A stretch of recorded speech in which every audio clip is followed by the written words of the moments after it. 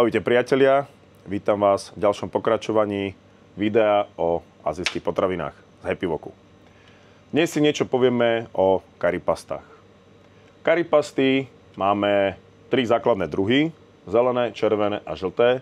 A určite si kladiete aj vy otázku, ktorá je vlastne aká, ako chutí, aký je medzi nimi rozdiel.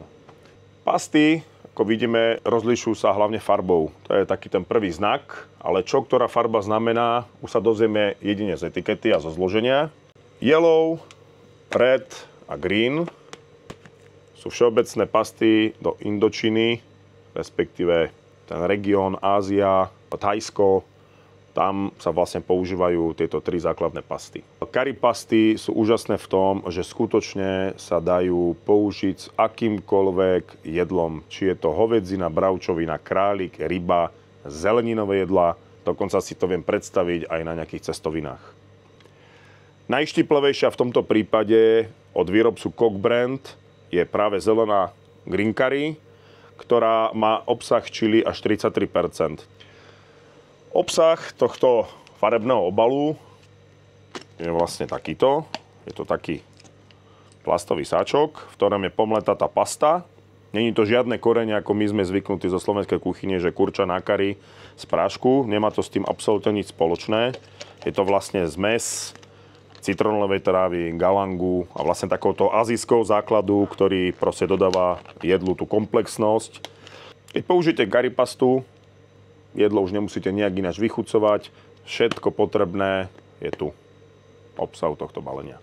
Toto platí pri výrobcovi Kok Brand, Kohut, ale máme tu napríklad aj výrobcu Lobo, ktorý napríklad najštiplavejšiu má červenú. Opäť odporúčam sledovať zloženie, etiketu, prípadne na našej stránke sa dočítate viac. Máme tu potom červené curry, ktoré má obsah čili len 28%. Opäť známy sačoček s hmotou. Vidíte, že farba je úplne iná. Je veľmi tiež obľúbenou alternatívou voči green curry. Posledná zo základných pásd je yellow curry, čiže žlté. Opäť to známe isté balenie v sačku. Obsah čili je 20%, čiže je najslabšie. A zase používa sa na prípravu jedla yellow curry. Potom tu máme ešte Masman curry pastu, ktorá má taký istý obsah curry, ako je yellow curry alebo žlté curry. Akurát s tým rozdielom, že Masman má v sebe ešte kmín alebo rastcu a používa sa viacej v indickej kuchyni. Všetky pasty sú gluten free, čiže sú bezlepkové. A je to určite veľmi skvelá alternatíva pre ľudí, ktorí práve majú rôzne intolerancie a hľadajú nejakú tú alternatívu v svete gurmančiny. Vrele doporučujem, je to skutočne skvelá voľba.